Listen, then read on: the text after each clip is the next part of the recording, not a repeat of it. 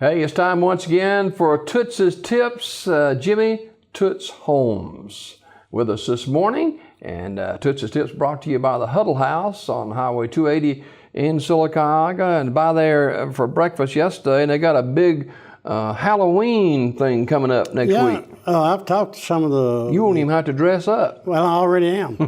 So I can scare anybody at any time. At any rate, yeah, I talked to Cheryl, one of the servers out there, and she's we're going to sort of help out a little bit with that with them, and had a big breakfast out there Wednesday, and talked to a lot of people. I went out there Monday afternoon, I believe it was, and I had dinner when I got off from work, and tried to see a lot of people that I hadn't seen in a while, and it's a good place to go, good place to eat, and if you leave there hungry, it's your own fault. Hey, wanting folks to bring a bag of candy by the restaurant. That's great. That's a great idea. I know the guys I play golf with, we all planning on doing it. And, we'll take it out there Wednesday when we have our morning You don't breakfast. open your bag and eat part of it before you take the rest of it. I knew there was a catch to that. But at any rate, we want to thank Doug and all the fine folks there for sort of helping out with this Halloween thing. I think it's a good thing for them. Be a good thing for a bunch of children, and you know, tomorrow's leaders are today's children, so we need to pay a lot of attention to our kids. You know, we both you and I and a number of other people lost a good friend last week at the passing of Rodney Bates. Yes, and, we did. He was a long-time viewer of even when we were at 6 in y'all's racing show. Remember? Yeah, wide open racing. Yeah, you could depend on him. Diane would do the calling, but you could hear him in the background telling her what to say. Yeah. So. Just a great friend, and been knowing Rod a long time, and sure hated to, about his passing. No doubt about it. Hey, let's get to Toots' Tips this morning. You were 8-2 last week. Not bad for an old guy. No, it ain't. Overweight old guy. So, again, what does that make me now? What's my record? 50-21. I'm telling you, that will play. All right, let's get to it. We've got 12 games on the slate this week. Normally we have 10, but we've expanded to 12 to give Toots a better chance, Tonight, Oregon and California out in Berkeley, California. Well, Jim, the Ducks is sort of falling on a hard time. I don't know if the Aflac Ducks playing with them or what, but, I've seen them try to play golf, and he don't do too good. The Bears are playing pretty well. In Oregon, I don't know. They don't have that... they got pretty uniforms. They do. Well, that's a lot of different opinion on that, I guess. The Mariano, they don't have a quarterback like he was, so I got to go with the Bears in Berkeley. Right. Take Cal over Oregon tonight. That's on ESPN at a 9:30 Central Time kickoff. Probably I guess you'll be watching that one. Oh, I'm sure I will. Saturday, quite a number of big games, including now Wisconsin. They're ranked number 10, but they lost 2 heartbreaking games, and they go to Iowa City to take on the Iowa Hawkeyes tomorrow. Yep, I remember when Hayden Fry was at Iowa, and back then they had a real good football team. Wisconsin. Boy, I'm telling you, by rights, I think they should have beat Ohio State. They just a mistake here and there. Of course, mistakes are part of major college football. But I think Wisconsin goes into Ames and takes care of the Hawkeyes. North Carolina State should probably have beaten Clemson last week, and they play at number 7 Louisville at Papa John's Cardinal Stadium tomorrow. Well, I'm going to tell you, Papa John's Stadium, they hard to lose there, and they don't hardly ever lose there. But I just tell you, I like Bobby Petrino's got them playing well, regardless of the Harley-Davidson situation. I like Louisville at home.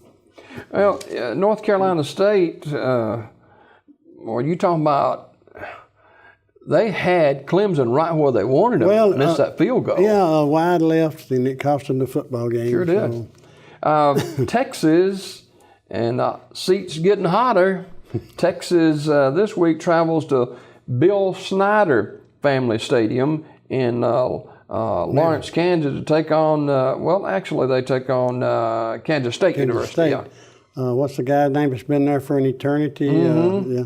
But anyway, I tell you, Texas, I don't know about them, Jim. Kansas State, you don't know about them either. This could be one of them flip-it-up deals. I know Charlie Strong's seat is getting mighty warm Matter of fact, he's having to sit about this high above it. But he needs to have a big win. I don't know if you would call K-State a big win, but I'm gonna have to go with the Longhorns. Well, right now, with Texas struggling, any win's a big win for the Longhorns. Yes, it is. A team that's taking a lot of people by surprise is the Colorado Buffaloes. They take on Stanford at Stanford Stadium tomorrow afternoon. What do you think about the Buffaloes? Well, I'm telling you, they've surprised a lot of people, and so has the Stanford Cardinals. They've disappointed a lot of people. I don't know if their big running back will be back for this game or not. They say it's sort of day by day. But I'm going to tell you, I like Stanford at home. All right, take the Cardinal over Colorado. Number 24, Navy, taking on Memphis. And that's a CBS network game. The midshipmen ranked in the top 25. Who's ever heard of that one before? Since Roger Staubach. Who said that? You heard when they went in and beat Houston. True. Big upset there. Navy's playing pretty well. I tell you, I don't know about Memphis. I saw them play Ole Miss. I saw bits and pieces of it. I got the midshipmen. They get the football and they're hard to get away from them. I'm gonna have to go with the midshipmen. They run that wishbone. Yeah, triple option offense. Yep. Undefeated West Virginia hosting TCU. Well, the old guy that's running around with a musket and a coonskin hat on, he'll have a big time. All right. They are playing in Morgantown, are they not? They are. Let's see who we got next. We're gonna.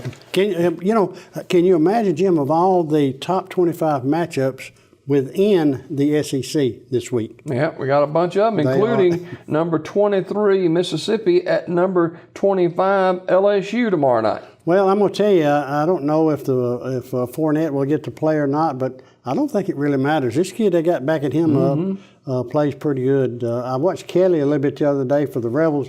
He's a gunslinger, and buddy, he slings it a lot. I just think that at home at LSU and Tiger Stadium, it is hard to beat the LSU Tigers. Number 2, Ohio State, and years ago it would have been a marquee game, not any longer, but they'll go the Buckeyes to Beaver Stadium to play Penn State. Happy Valley, Pennsylvania. Never been there, but I've heard a lot of good things about the place. I'm going to tell you, Jim, after watching Urban Myers, I don't think it matters where they play. They got a good football team.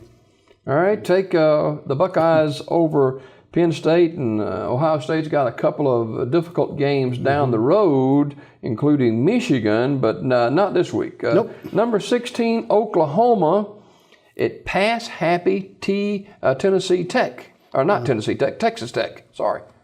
Texas Tech. That's the Horned Frogs. Tennessee Tech may be Pass Happy too, but this is Texas Tech. Yeah, they. I tell you, TCU has had a lot of ups and downs. I don't know, Jim. It may be another one of them toss-ups. I just can't go with TCU though. All right. Take Oklahoma, and Oklahoma in a must-win. You know, they've lost a couple of games, but they're ranked number 16. Jordan-Hare Stadium, tomorrow night, 5 o'clock, ESPN kick, number 21 Auburn hosting number 17 Arkansas. Well, you know, other day on my golfing, while we were out golfing, I talked to my buddy. He's a big Alabama fan. We all know who he is, Mr. Ronnie Miner. And he said, who you going to pick? I said, I'm going to go with A&M. He said, that ain't what I'm talking about. I said, I'm talking about Auburn and Arkansas. I said, well, who do you like? He says, Auburn is playing pretty well, and I think they're better than a lot of people give them credit to be. He said, you pick Auburn, and I think you'll be okay. So, Ronnie Miner, I'm picking the Auburn Tigers over the Razorbacks of Arkansas. Arkansas, a very physical football team, as is Auburn. Both of them are, and I'm going to tell you, the Petway kid, the Arkansas defense has given up a lot of yardage on the ground, and Auburn, that is their forte. They got a Johnson and Petway who run the football quite well. White is throwing the ball at a very high percentage for a sophomore quarterback. So I'm going to tell you, I think, last year, Jim, when they played, I think there were 7 dropped passes that probably would have put Auburn over the hump. They vow that won't happen this year. If it doesn't happen, I think Auburn's got a real good shot to win the football game. Well, the two coaches all at Arkansas and Auburn, they've had a history. Especially Bielema, he doesn't like Auburn too much. He doesn't, and from all sources I hear, he don't like soap and water either. But that's another ball of wax. But at any rate, he's a good coach. He's good for Arkansas. He's done good at that program. Gus, they say the jury may still be out on him. He needs another big win or two to secure his job for next year. And I think he'll have the kids coming off a bye week. Jim, I've seen that where that would play in the favor, in the case the home team. And I've seen, I remember when Jim Fuller was at Jacksonville State, I went up there and watched his team play. They had a week off, and they were like undefeated when they came to their bye week. And I told him, I said, when I was in high school, we had a bye week. We were 4-0, and we come back and we were 0-4. So, of course, he didn't want to hear that. But at any rate, sometimes it'll really help a football team. I know we get all the nicks and the bruises and all that stuff straightened out, but sometimes it will also, you can prepare too much for another big football game. And but I like Auburn at home because my buddy said so. Auburn with 2 losses, but look who they've lost to. Yeah. Lost to number 6 in the country and number 2 or 3 in the country. So, and just barely got beat by them. So, I like Auburn at home, and a 5 o'clock kick. That's when they're going to be a twilight into dark. Who can respond from the darkness, light to the darkness? Well, we'll find out. The big change is Gus wearing the cap instead of the visor. Well, he's sort of like me. He's got one of them spots on the back of his head he needs to cover up. But at any rate, I think Arkansas, it's going to be a big game for both schools, Jim, and some playoff implications or bowl games implications will be on this football game. The marquee game in the country tomorrow. Number 1 ranked Alabama hosting number 6 and undefeated Texas A&M. I remember the last time A&M went into Tuscaloosa and jumping up and down and raising and just all having a big time, and they got beat 59-0. I don't think it'll be that bad this year. Alabama, I think the only football team in the United States that can beat Alabama is Alabama. They got a good football program. Their defense keeps them in all the ball games.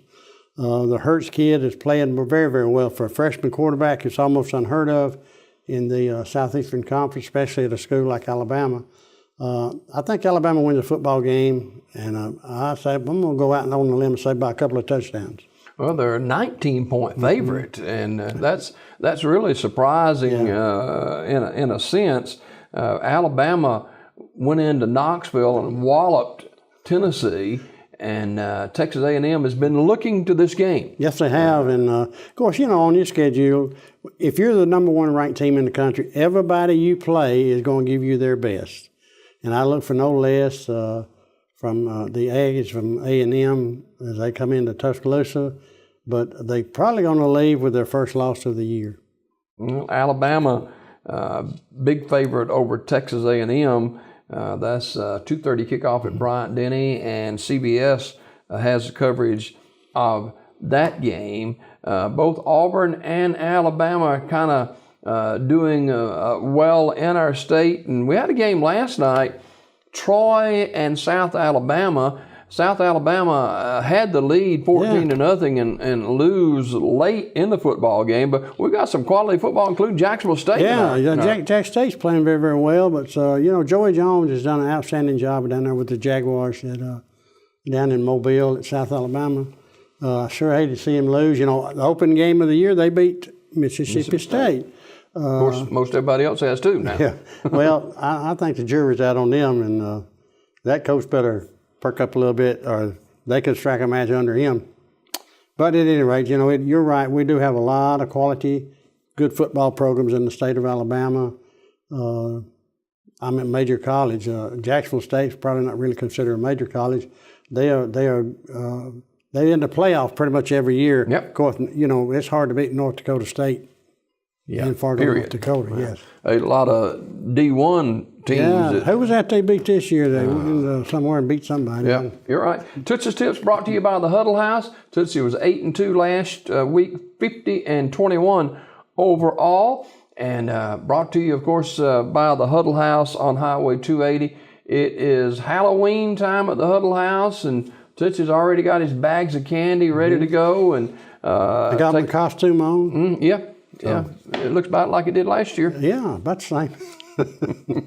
All right, Toots and I will join you at Legion Stadium for B.B. Comer and Beulah. Hopefully, B.B. Comer can get their first win of the season. Hopefully. Well, you know, Jim, I really feel for Mike Battle. I think they got 16 kids on the football team, but as you and I talked earlier, the Bobcats come in with 16 players. So somebody's got to win. You know, they don't end in a tie anymore, so you certainly hope that B.B. Comer, I know they're down to about their third string quarterback now. Matter of fact, I don't even know who he'll be. But you sure hope that B.B. Comer can get off snide and play well tonight. And this is their Final last game for 6 seniors who have, stayed the course and have taken some bumps and bruises. But I want to invite all of you who are Tiger fans to be there in the stadium tonight for Beulah. And we'll see you tonight and then back here on Friday. Good Lord willing, and the creek don't rise, and we don't break a shoestring or something worse. Break a shoestring, wear loafers. Back with more Daybreak after this.